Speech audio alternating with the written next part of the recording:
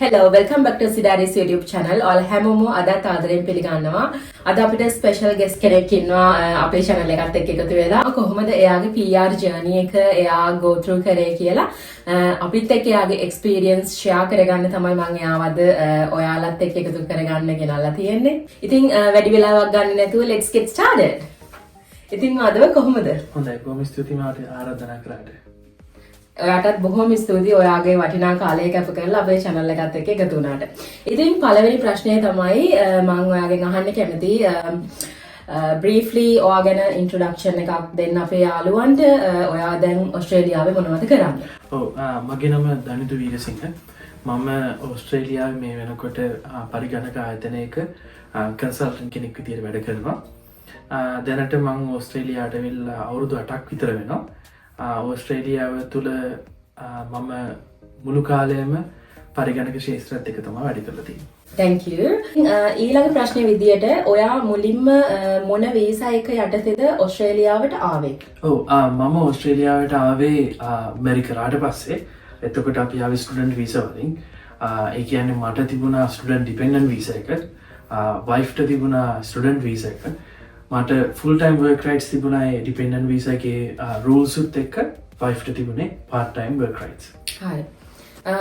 ඉතින් ඕස්ට්‍රේලියාවට එන්න මොනවාද ඔයාට බේසිකලි තිබුණ ඉන්ස්පිරේෂන් එක? මොනවද ඉන්ස්පයර් කරේ ඔයාට ඕස්ට්‍රේලියාවට මූව් වෙන්න ඕනි කියලා? ඒ දවස්වල රටේ තිබිච්ච තත්ත්වය සහ ඕස්ට්‍රේලියාවේ තිබුණ තත්ත්වයත් එක්ක ඕස්ට්‍රේලියාව හොඳ රටක් කියලා තේරුණා.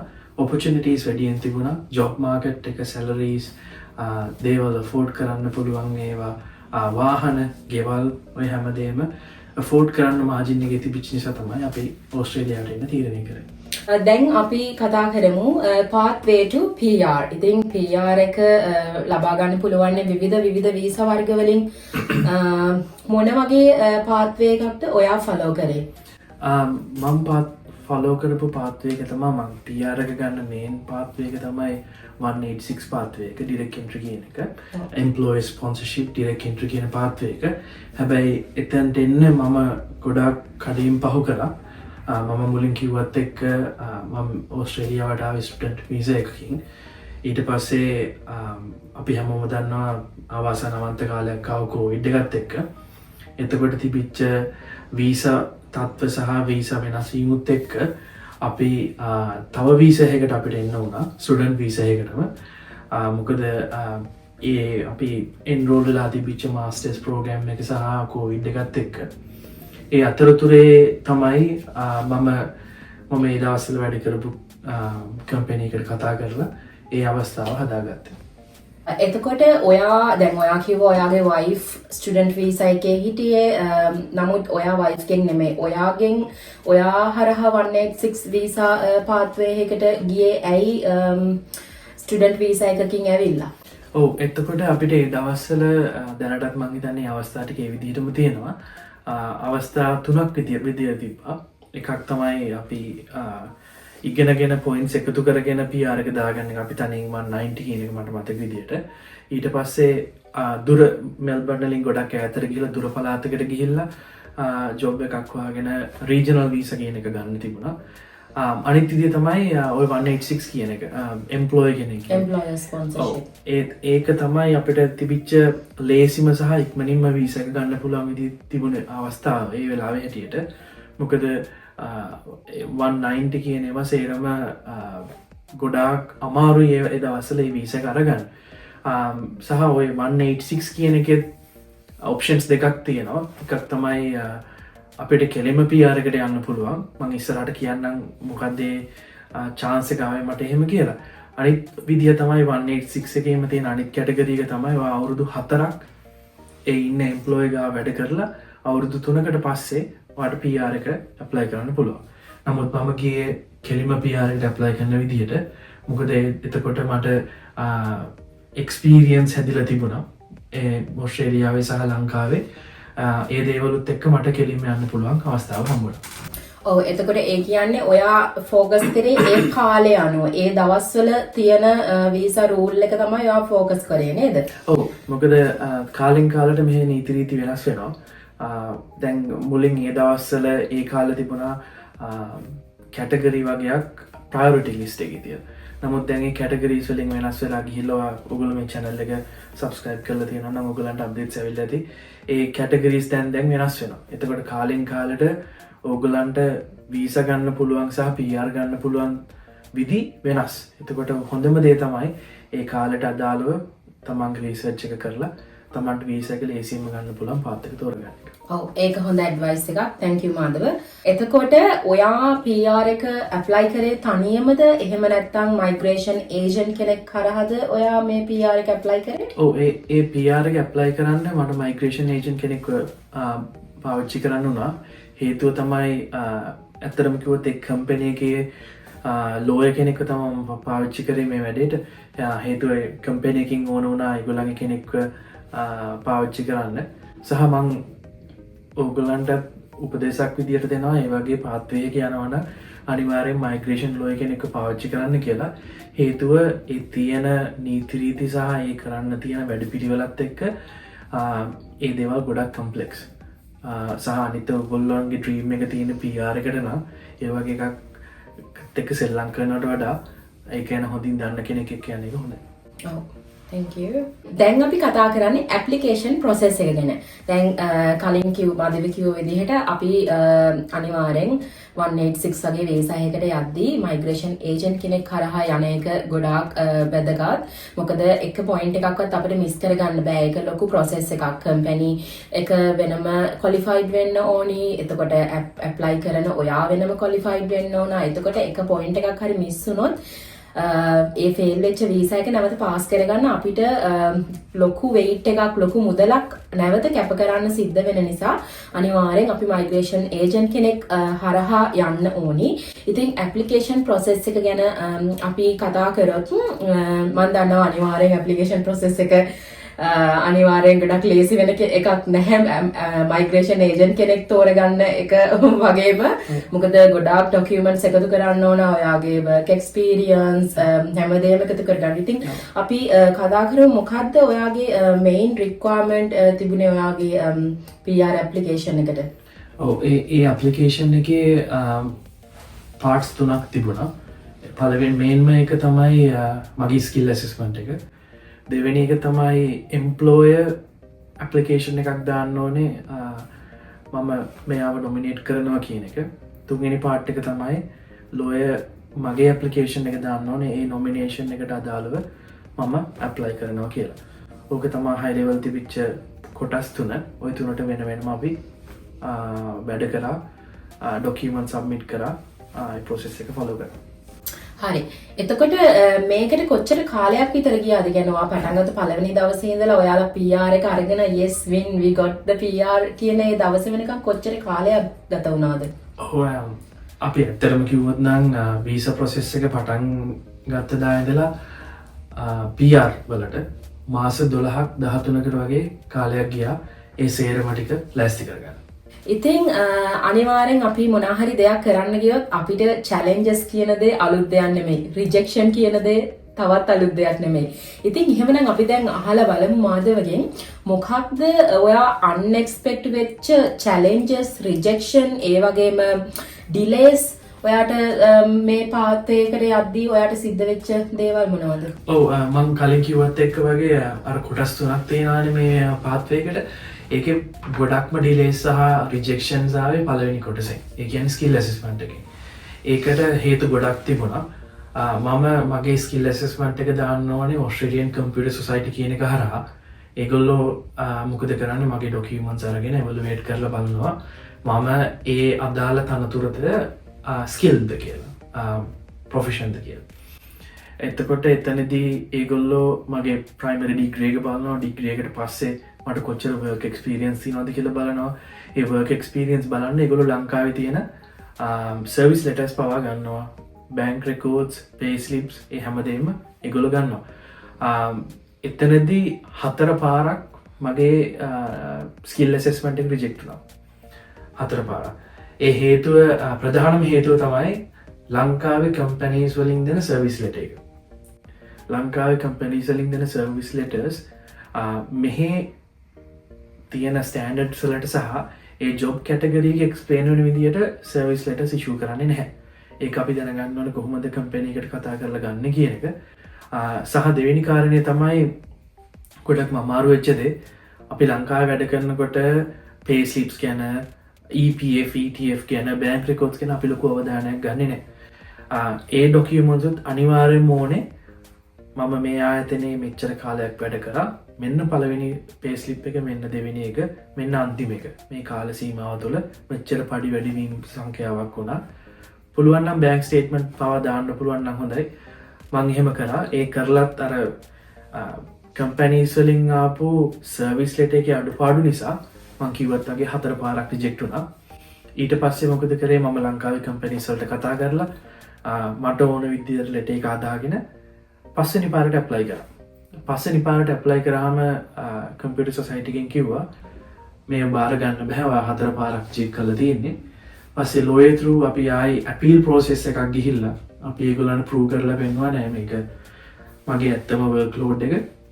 මම skilled employee කෙනෙක් මේ අදාළ රැකියාවට කියලා කිව්වට පස්සේ ඒගොල්ලෝ මාස 3කට පස්සේ මම ස්කිල් කෙනෙක් කියලා විදිහට බාරගෙන ලංකාවේ මම වැඩපු කම්පැනි 4ක වැඩ කරා.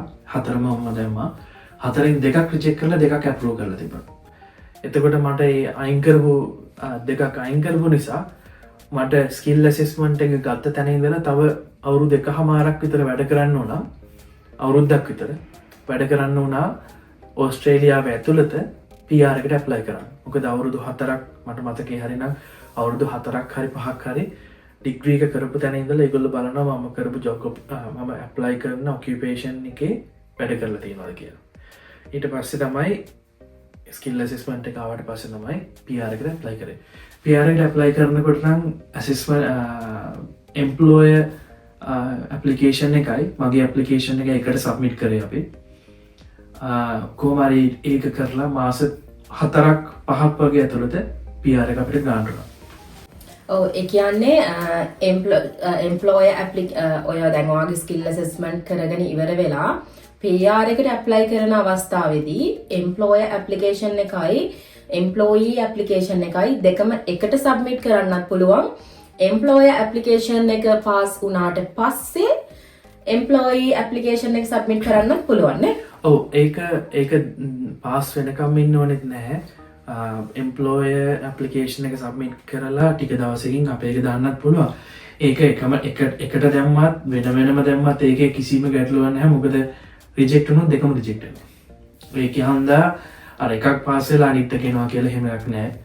ඒක හන්දා ගොඩක් වෙලාට ඔයගොල්ලන්ගේ ඉමිග්‍රේෂන් ලෝයර්ත් එක්ක කතා කරලා පුළුවන් තරම් කාලය ඉතුරු කරගන්න එකටම දාන එක තමයි හොඳම දේ. ඉතින් එච්චර වාර ගානක් ෆේල් වෙලා නෑ මම ආපහු ඇප්ලයි කරනවා කියන ඒ ඉන්ස්පිරේෂන් එක ඒ ආදර්ශය ඔයාලට ගන්න තියෙන ලොකු පාඩමක් කියලා මම හිතනවා. ඉතින් ඊළඟ ප්‍රශ්නෙට අපි යමු. ඇප්ලිකේෂන් ප්‍රොසෙස් එක ඔන්න ඔය විදිහට ඉවර වෙනවත් එක්කම මම කතා කරන්න කැමති ඔයත් එක්ක කොහොමද ඔයා ඒ ඇප්ලිකේෂන් එකට ප්‍රිපෙයාර් වුනේ? මොන වගේ ස්ට්‍රැටජීස්ද ඔයා යූස් කරේ? ඉතින් ඒක අනිවාර්යෙන් ගොඩක් ඩීප්ලි යන්න ඕනි දෙයක් නේ. අපි දැන් උදාහරණයක් විදිහට පළවෙනි ප්‍රශ්නේ විදිහට මම ඇහුවොත් ඔයා කොහොමද ඉංග්ලිෂ් රික්වයර්මන්ට් එක ෆුල්ෆිල් කරගත්තේ? ඔයාට IELTS PT වගේ දේවල් කරන්න සිද්ධ වුණාද? ඔව් ඒ ඇප්ලිකේෂන් එකට අනිවාර්යෙන් PT හෝ IELTS කරන්න ඕනේ. හැබැයි ලොකු රික්වයර්මන්ට් එකක් නැහැ. ඒක පාස් වෙන්න ඕනේ. මට මතකේ හරිනම් 6 each වගේ තියෙන්න ඕනේ PT වල. 6 each හරි 4 each හරි ලොකු මාජින් එකක් නෙවෙයි පොඩි මාජින් එකක් තියෙන්නේ ඒ ඇප්ලිකේෂන් එකට. PT කරාම මොකද IELTS වලට කාලය යන හින්දා තව මම කලින් කිව්වා වගේ මම ලොකුම එෆර්ට් එකක් දැම්මේ ওই සර්විස් ලෙටර්ස් හදාගන්න එකට සහ බැංක් ස්ටේට්මන්ට් ගන්න. තව දෙයක් ඔව් ඇප්ලිකේෂන් ප්‍රොසෙස් එකට පොලිස් රිපෝට්ස් ඕනේ ලංකාවේ. එතකොට ඒ පොලිස් රිපෝට් දැන් නම් ඔන්ලයින් ගන්න පුළුවන්. පොලිස් රිපෝට් එක ලංකාවෙන් ගන්නත් අපි ගොඩාක් මහන්සි වුණා. අනිත් එක බැංක්ස් වලට කතා කරලා පාස්පෝර්ට් දීලා ඒගොල්ලන්ගේ සම්පූර්ණ ඩොකියුමන්ට්ස් අරගෙන සර්ටිෆයිඩ් ඩොකියුමන්ට්ස් අරගන්න ගොඩක් මහන්සි වුණා. ඔව් ඒ ටික තමයි ගොඩක්ම මහන්සියක් වුණේ. අනිත් දේවල් හැමදේම ඉමිග්‍රේෂන් ලෝයර් through කරපු නිසා අපිට ලේසි වුණා.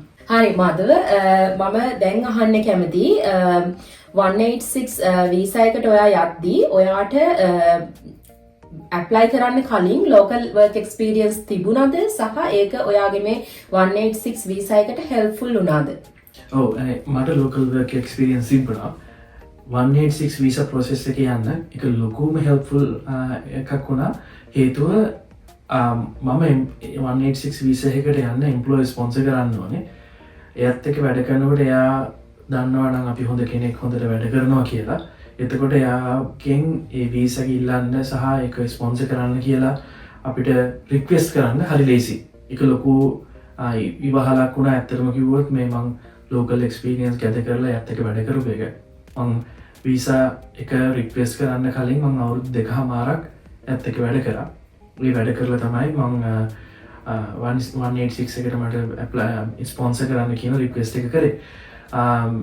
අනිත් එක තමයි මට ස්කිල් ඇසෙස්මන්ට් එකේදී මට එක්ස්පීරියන්ස් අවුරුදු ගානක් තව හදාගන්න ඕන වෙච්ච නිසා මෙහි එක්ස්පීරියන්ස් තිබිච්ච නිසා ඒක මට ගොඩක් වැදගත් වුණා. ඔව්. ඉතින් ඒ කියන්නේ අනිවාර්යයෙන්ම ඕස්ට්‍රේලියාවේ වර්ක් කරන්න ඕනිද 186 වීසා එකට යන්න? 186 වීසා එකට යන්න වර්ක් කරන්න ඕනේ කියලා නැහැ. නමුත් 99.9%කම chance එකක් තියෙනවා. ඔයා ඒ එම්ප්ලොයර්ත් එක්ක වර්ක් කරනවා නම් 186 වීසා එකට ඇප්ලයි කරන්න. මොකද මෙහි කිසිම කෙනෙක් දන්නේ නැතුව එහෙම වීසා එකට ස්පොන්සර් කරන්නේ නැහැ. මොකද ඒගොල්ලන්ගේ පැත්තෙන් කම්පැනි එකේ පැත්තෙන් ලොකු කමිට්මන්ට් එකක් දානවා. මට මේ එම්ප්ලොයර් ඕනේ, මෙයා මාත් එක්ක ඉන්නවා. එහෙම කියලා සල්ලි මුදලකුත් ඒගොල්ලෝ ගෙවනවා. වීසා ප්‍රොසෙස් එකට ලොකු ගාණක් $20000ක් විතර ඒගොල්ලෝ ගෙවනවා. ඉතින් ඔය හැමදේමත් එක්ක ඒගොල්ලන්ත් එක්ක රිලේෂන්ෂිප් එක බිල්ඩ් කරගෙන ඔයාගේ කේපබිලිටීස් ඒගොල්ලන්ට පෙන්නලා ඔයාගේ බෙනිෆිට්ස් කම්පැනි එකට එන බෙනිෆිට්ස් ටික පෙන්නලා රික්වෙස්ට් කරන එක තමයි ලේසිම දේ. තව මේ ලංකාවේ ඉන්න අපේ යාළුවෝ හිතන් ඉන්නවා ලංකාවේ ඉඳලා මෙහෙ කෙනෙක්ට කතා කරලා ස්පොන්සර්ෂිප් එකක් ගන්න පුළුවන් කියලා. මම නෑ කියන්නේ ගන්න පුළුවන්. ඒ වුණාට තියෙන chances ගොඩාක් අඩුයි. බොරුවට නෙමෙයි, ඇත්තටම 100%ක් නැත්නම් ඊටත් වඩා අඩු ප්‍රමාණයක් තමයි chances තියෙන්නේ. හේතුව මෙහි කල්චර් එකේ හැටියට මම IT ඉන්ඩස්ට්‍රි එක ගැන කතා කරොත් අපි ජොබ් ඉන්ටර්විව් එකට ගියත් වීසා තිබිලා ඒගොල්ලෝ පළවෙනිම දේ අහන්නේ local work experience තිබුණාද කියන එක. local work experience නැතුව අපි යනවා නම් ජොබ් එකකට ඕගොල්ලන්ට ජොබ් එක හම්බ වෙන්න තියෙන ප්‍රයොරිටි එක ගොඩාක් අඩු වෙනවා. මෙහි වැඩ කරපු එක්කෙනෙක්ට තමයි ප්‍රයොරිටි හම්බ වෙන්නේ. ඉතින් අර මෙහි වැඩ කරනවා කියන එක සහ තමන් කැමති ඒරියා එක සහ තමන් ફોකස් කරන ඒරියා එකේ ජොබ් එකක් හොයාගන්නවා කියන එක හරි වැදගත්. IT ඉන්ඩස්ට්‍රි එක එහෙම වෙද්දී තවත් ඉන්ඩස්ට්‍රි වල තියෙනවා වෙබ්සයිට්ස් වලම දාලා තියෙනවා අපි ස්පොන්සර් කරනවා. ඒක ඔන්ෂෝද ඔෆ්ෂෝද කියන එකත් මෙන්ෂන් කරලා තියෙනවා. ඉතින් ඔයාලා ඔන්ෂෝ කෙනෙක් මේ වීඩියෝ එක බලනවා නම් ඔයාගේ ෆීල්ඩ් එකට අදාළ ජොබ් එකක් හොයාගන්න එක ඉතා වැදගත්. ඔෆ්ෂෝ ඉන්න අය ෆෝකස් කරන්න. ඔෆ්ෂෝ ඉන්න කෙනෙක්ට ස්පොන්සර් කරන කම්පැනියක් සහ යාලව කන්වින්ස් කරන්න පුළුවන් නම් ඔයාට ඔයා ඔෆ්ෂෝ ඉඳගෙන හරි මෙහෙට ඔන්ලයින් රිමෝට්ලි වැඩ කරන්න පුළුවන් කියන එක පෙන්නලා හරි ඔයා වින් කරගත්තොත් ඔපචුනිටි එක PR එක අවසානෙට ඔයාලට වින් කරන්න පුළුවන් ඩ්‍රීම් එකක් වෙන්න පුළුවන්. මම තා චූටි දෙයක් ඇඩ් කරන්න නේද? හරි ඇඩ් කරන්න. මේ ඒකේ ඔයගලන්ට මම කලින් කිව්වේ ඔයගලන්ට PR එක ගන්නවා කියන එකේ chance එක තමයි අඩු ගොඩක්. හැබැයි දැනට ලංකාවේ ඕස්ට්‍රේලියාවට වැඩ කරන කම්පැනිස් ගොඩක් තියෙනවා. ඔයගලන්ට එහෙම ඒ කෙනෙක්ට සම්බන්ධ වෙලා මේකකට වැඩ කරලා ඒ රෙපියුටේෂන් එක රිලේෂන්ෂිප් එක බිල්ඩ් අප් කරගන්න පුළුවන්. සහ ඔයගොල්ලෝ කෙලින්ම ඕස්ට්‍රේලියාවට එනවා නම් ස්පොන්සර්ෂිප් එකක් හදාගෙන කොහොම හරි මොකක් හරි සිකියුරිටි ඇෂුරන්ස් එකක් තියාගන්න ඕනේ ඔයගොල්ලන්ට ජොබ් එක තියෙනවමයි කියන එක. මොකද මම උදාහරණයක් දෙන්න මම දන්න යාළුවෙක් මෙහි කම්පැනි එකකින් ලංකාවේ වැඩ කරලා ඒගොල්ලෝ ස්පොන්සර් කරා මෙහි එන්න කියලා. පස්සේ ආ ෆැමිලි එකම ආවා ළමයිනුත් අරගෙන ජොබ්ස් වලින් අයින් කළා ලංකාවේ. ගෙවලුත් විකුණා මට මතක විදියට. ඒගොල්ලන්ට දුන්න අර 186 එකේ මට මතක විදියට අවුරුදු 4 වීසා එක. මෙහි ඇවිල්ලා මාස 6කට පස්සේ ඒගොල්ලෝ කිව්වා කම්පැනි එකෙන් ඔයාගේ ජොබ් එක රිඩන්ඩන්ට් අපිට වාව තවදුරටත් තියාගන්න බෑ කියලා. අන්තිමට අවසානයේ යාට යන්න වුණා අපස්සට ලංකාවට. මොකද යාට මෙහි ජොබ් එකක් හොයාගන්නත් බැරි වුණා වාසනාවකට. ඒ නිසා ඒ දේවල් ගැන දැනුවත් වෙලා ඒ වගේ ස්පොන්සර්ෂිප් එකක් ගන්නවා නම් ඒ සිකියුරිටි ඇෂුරන්ස් එකක් තියාගෙන ඒ දේවල් කරන්න. ඔව් thank you Madhava A advice එකටත්. ඉතින් අපි ඊළඟ ක්වෙස්චන් එකට move on වෙමු. ඉතින් අපි දැන් කතා කරමු මේ වගේ ජර්නි එකක් ෆුල්ෆිල් කරගත්තු එක්කෙනෙක් විදිහට ඔයාට අපේ මේ ජර්නි එක පටන් ගන්න ඉන්න අලුත් ෆ්‍රෙෂ් කෙනෙකුට දෙන්න තියෙන ටිප්ස් සහ ඇඩ්වයිස් මොනවාද? ඔව් පළවෙනිම දේ තමයි හොඳට කියවලා බලන්න. හොඳට කියවන්න මොනවද තියෙන ඔප්ෂන්ස් කියලා. මම එහෙම හරියට කියවන්න නැතුව හොයන්න බලන්න නැතුව නොදැනුවත්කම නිසා වෙන වෙන පාරවල් වල යන්න කියලා මගේ ළඟ ඉන්න හොඳ යාළුවා මාව හරි පාරට ගත්තා. හරි පාත් එකක් පෙන්නවා මට යන්න. ඒ නිසා ලකි වුණා. ඒකන්ද ඔයගොල්ලෝගේ රිසර්ච් එක හරියට කරන්න. දෙවෙනි එක තමයි ලොකුම දේ. ඔයගොල්ලෝ ඕස්ට්‍රේලියාවට එන්නේ PR එක ගන්න නම් ස්ටුඩන්ට් වීසා හරි මොන වීසා එකකින් හරි ඇවිල්ලා ලංකාවේ ඔයගොල්ලෝ වැඩ කරලා තියෙනවා නම් service letters, pay slips, bank records, EPF records ඔය ටික සේරම ඩොකියුමන්ට් කරලා අරගෙන එන්න. ඕක හරි අමාරුයි මෙහෙට ඇවිල්ලා ආයි ලංකාවෙන් ඔය ටික ගෙන්න ගන්න ගියාම ඒව ටික එකතු කරගන්න ප්ලෑන් එකක් හදාගන්න. ඔය ඩොකියුමන්ට්ස් ටික සමහර ඒවා සිංහලෙන් තියෙනවා නම් ට්‍රාන්ස්ලේට් කරගෙන එන්න. ඒවට තමයි ගොඩක් වෙලා යන්නේ. ඔයගොල්ලෝ ඒ ටික හරියට කියවලා ඔයගලන්ට අදාළ ඔකියුපේෂන් කැටගරි එකේ ඕන දේවල් ටික ෆුල්ෆිල් කරගෙන එන්න ඩොකියුමන්ට්ස් ලෑස්ති කරගන්න. තුන්වෙනි එක තමයි ඔයගොල්ලෝ ස්කිල් ඇසෙස්මන්ට් එක. හැම ඔකියුපේෂන් එකම ස්කිල් ඇසෙස්මන්ට් එකක් තියෙනවා. ඒ ස්කිල් ඇසෙස්මන්ට් එක දාන්න ඕනේ බොඩි එකේ මොනවාද තියෙන රික්වයර්මන්ට්ස් ටික බලලා ඒ රික්වයර්මන්ට්ස් වලින් බලලා මෙහාට ඇප්ලයි කරන්න. ඔයගලන්ට රික්වයර්මන්ට්ස් වල තියෙනවා නම් අවුරුදු 5ක් ඕන නම් ඔයගලන්ට ඔල්රෙඩි අවුරුදු 4ක් තියෙනවා නම් එක්ස්පීරියන්ස් කල්පනා කරලා බලන්න ඔයාලා දැන් කරන ජොබ් එකේ තව අවුරුද්දක් ඉඳලා ඩිරෙක්ට් PR ඇප්ලයි කරනවද නැත්නම් ඒ ජොබ් එක දාලා ඇවිල්ලා මෙහි ජොබ් එකක් හොයාගන්න try කරනවද කියලා. ඒව ගොඩක් හිතන්න ඕන දේවල්. මොකද සමහරවිට මාස 3-4 අඩු වෙලා මෙහි ජොබ් එකක් හොයාගන්න බැරුව PR ඇප්ලයි කරගන්න බැරි ගොඩක් කට්ටිය ඉන්නවා. ඒ නිසා මේ දේවල් ගැනත් හිතන්න. ওই දේවල් ටික තමයි වෙනස් විදිහකට කරනවා නම් කරන්න. වැඩේ ලීසි කරගන්න. thank you. මම දැන් අහන්න කැමති මාධව PR ගත්තේ මොන අවුරුද්දේද? 2021. 2021. එතකොට අපි දැන් ඉන්නේ 2025.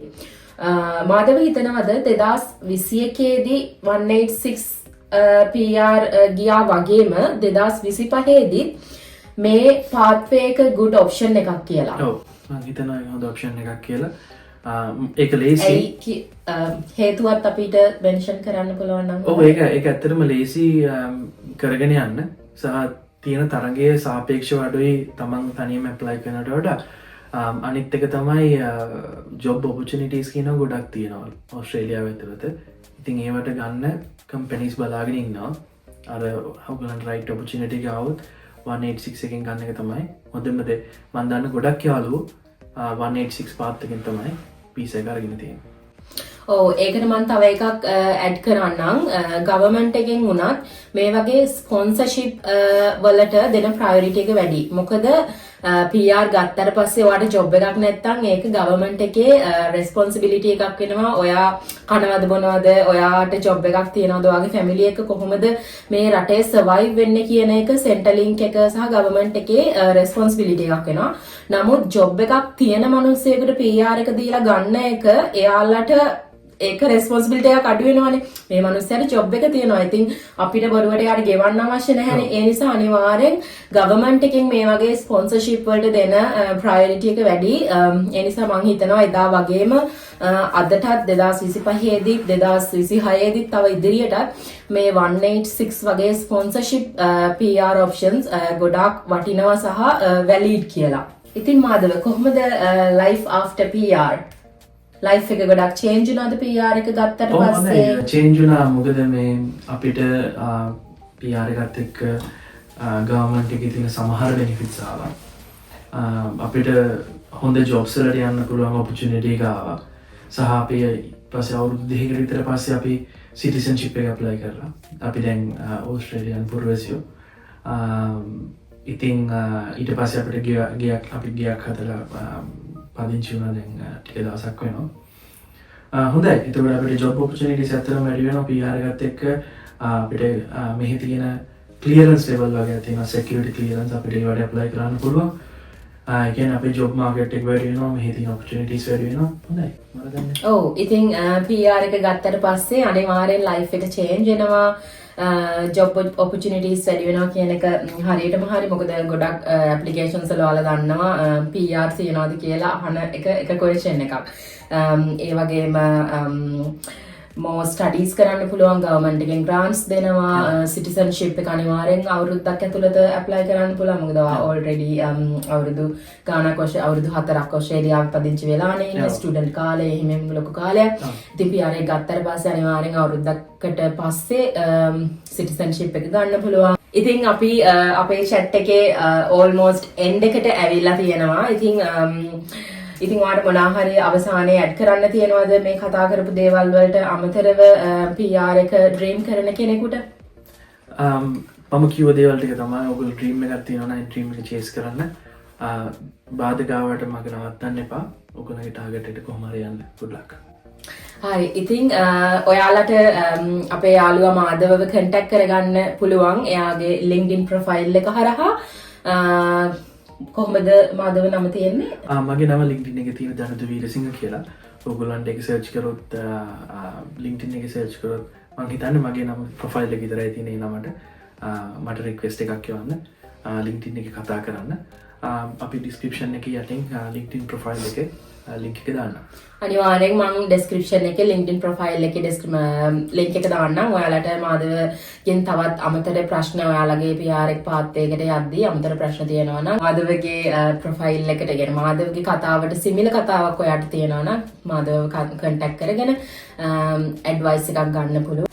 ඉතින් thank you so much for sharing your story with us. Make a small gift එකක්. ඉතින් මේ වීඩියෝ එක ඔයාලට helpful වුණා නම් like එකක් දාලා subscribe button එක click කරන්න. ඊළඟ වීඩියෝ එකෙත් මේ වගේම discussion එකක් එක්ක ඔයාලා හමුවට එන්න බලාපොරොත්තු වෙමින් අදට ගිහින් එන්නම්. හැමෝටම සුබ දවසක්. bye.